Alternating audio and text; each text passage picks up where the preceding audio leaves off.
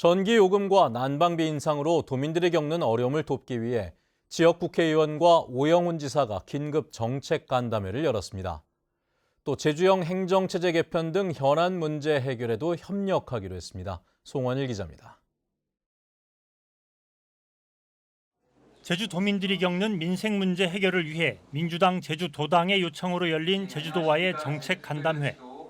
이 자리에서 위성곤 의원은 지난 1년간 농사용 전기요금이 45%나 인상돼 농수축산 분야 경영비 부담이 커지고 있다며 제주도에 추가 대책을 요청했습니다. 농사용 전기요금은 올해 다시 한 50% 정도 증가될 예정이라고 합니다. 하우스 시설 농가들과 또 양어장의 피해가 매우 심각하게 나타나고 있습니다. 난방비 급등으로 어려움을 겪는 국민들이 많은데도 정부 정책이 너무 소극적이라며 지원 대상을 넓혀야 한다는 의견도 나왔습니다. 예산상의 한계를 고려하더라도 중산층에 대한 관심도 우리가 기울여야 되지 않나라는 생각을 합니다.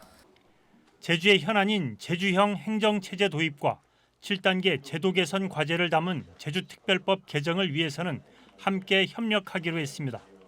제주형 행정체제 개편 문제 그리고 7단계 제도 개선이 아직도 법사위를 통과하고 있지 못한 상황입니다.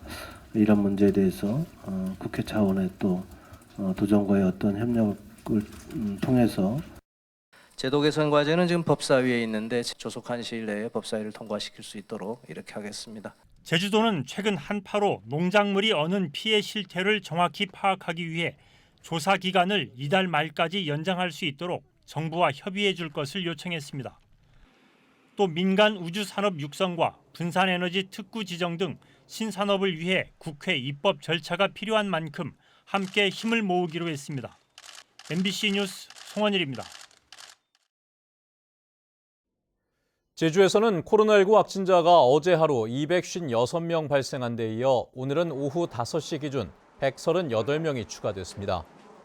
현재 위중증 환자는 없으며 격리 중인 확진자는 1,531명입니다. 최근 일주일간 확진자는 1,752명으로 전주보다 376명 줄었습니다. 제주 지역의 미분양 주택이 크게 늘면서 부동산 경기 침체 우려가 높아지고 있습니다.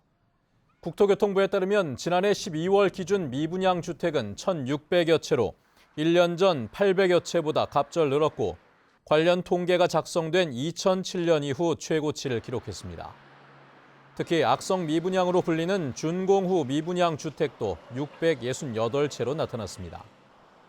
한편 주택 거래량은 491건으로 1년 전 900여 건보다 절반 아래로 줄었습니다. 어제 저녁 7시쯤 제주시 화북 이동의 한 인쇄 공장에서 불이 나 건물 내부와 인쇄기계 한 대를 태우고 소방서 추산 6천만 원의 재산 피해를 냈습니다. 경찰과 소방당국은 인쇄 기계에서 전기적 요인으로 인해 불이 난 것으로 보고 정확한 화재 원인을 조사하고 있습니다. 해양수산부 남해어업관리단은 어제 오후 3시쯤 배타적 경제 수역인 제주시 한경면 차귀도 북서쪽 195km 해상에서 허가를 받지 않고 조업하던 중국 쌍타망 어선 한 척을 납포했다고 밝혔습니다.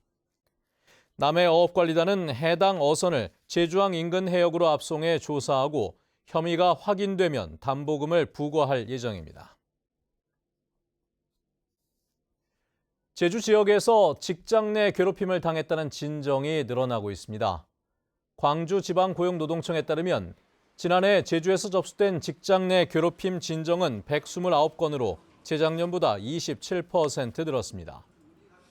괴롭힘 유형은 폭언과 부당한 인사조치, 왕따 등이며 여성이 58%로 남성보다 더 많은 피해를 호소했고 30대가 27%, 40대가 24%를 차지했습니다.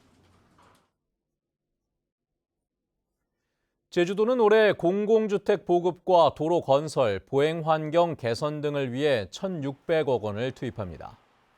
세부 사업을 보면 도민 주거 안정을 위해 청년 원가 주택 등 공공 분양주택 시범 사업을 제주시와 서귀포시에 한 군데씩 추진합니다. 뉴스를 마칩니다. 여러분 고맙습니다.